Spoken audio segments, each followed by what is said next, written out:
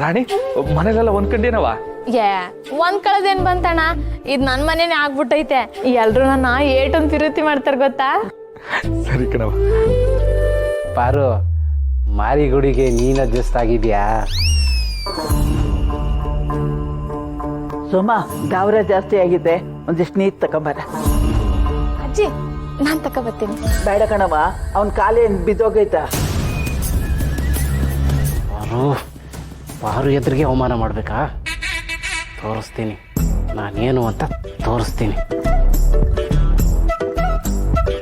ಶಿವು, ಪಾರು, ನಮ್ಮ ರಾಣಿ ಮನೆಗೆ ಸೊಸೆಯಾಗಿ ಬಂದಾಗಿಂದ ಅಜ್ಜಿಗಂತೂ ಕಳೆ ಬಂದಿದೆ. ಮೊದಲಾದ್ರೆ ರೂಮಲ್ಲೇ ಇರೋರು, ಈಗ ಹಾಲಲ್ಲೇ ಕೂತಿರ್ತಾರೆ.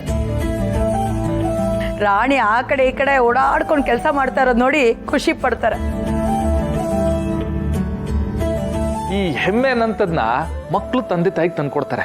ಆದ್ರೆ ನಮ್ಮ ವಿಷಯದಾಗೆ ನನ್ನ ತಂಗಿರು ಅಣ್ಣ ಅದಕ್ಕೆ ತತ್ತವ್ರೆ. ನಿಜ, ನನಗೆ ನೀನು ಒಳ್ಳೆ ಡಾಕ್ಟರು, ನಿನ್ನ ಗಂಡ ತುಂಬ ಒಳ್ಳೆ ಮನುಷ್ಯ ಅಂತ ಜನರೆಲ್ಲ ಮಾತಾಡ್ಕೊಳ್ಳುವಾಗ ಖುಷಿ ಆಗುತ್ತೆ. ಆದರೆ ನನ್ನ ನಾದ್ನಿ ಹೋಗಿರೋ ಮನೆ ಜನಕ್ಕೆ ಖುಷಿ ಸಂತೋಷನ ಕೊಡ್ತಿದ್ದಾಳೆ ಅಂತ ಅವ್ರಗಳ ಬಾಯಲ್ಲಿ ಕೇಳೋದಕ್ಕೆ ಥರ ಹೆಮ್ಮೆ ಅನಿಸುತ್ತೆ. ರವಾಟೆಯ ಕಣ್ಣುಂದೆ ಹೆಣ್ಣೊಂದು ಅಂದಂಗೆ ಒಂದೇ ಒಂದು ಹೆಣ್ಮಗಿನ ಮಾಡ್ಕೊಂಡು ಸುಮ್ಕೆ ಇದ್ದೀನಿ ಅಲ್ವೇನಿದ್ರೆ. ಇವರಿಗೆ ಗಂಡು ಮಕ್ಕಳು ಅಂದರೆ ಇಷ್ಟನೇ ಇಲ್ಲ. ರಾಣಿ, ಅಳೆ ಅಂದ್ರೆ ನಿನ್ನ ಹೆಂಗ್ ನೋಡ್ಕೊತಾರವ?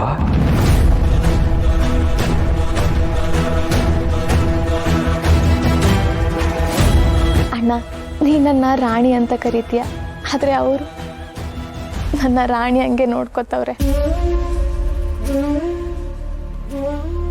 ನನ್ನ ಕಾಲು ನೆಲದ ಮೇಲೆ ಇಡಕ್ಕೆ ಬಿಡಕ್ಕಿಲ್ಲ ಅಂತೀನಿ. ನೀನ್ ಅದಕ್ಕೆ ಹೆಂಗ್ ನೋಡ್ಕೋತೀಯೋ ಅವರು ನನ್ನ ಸಾನೆ ಪಿರುತಿಯಿಂದ ನೋಡ್ಕೋತಾರೆ.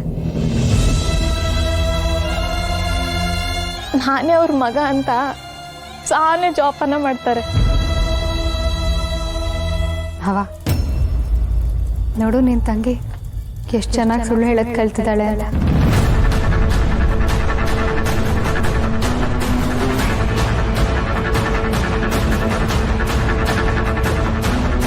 ಏನ್ ಹೇಳ್ತಿದ್ದೆ ಪಾರು? ರಾಣಿ ಯಾಕೆ ಸುಳ್ಳು ಹೇಳ್ತಾಳೆ?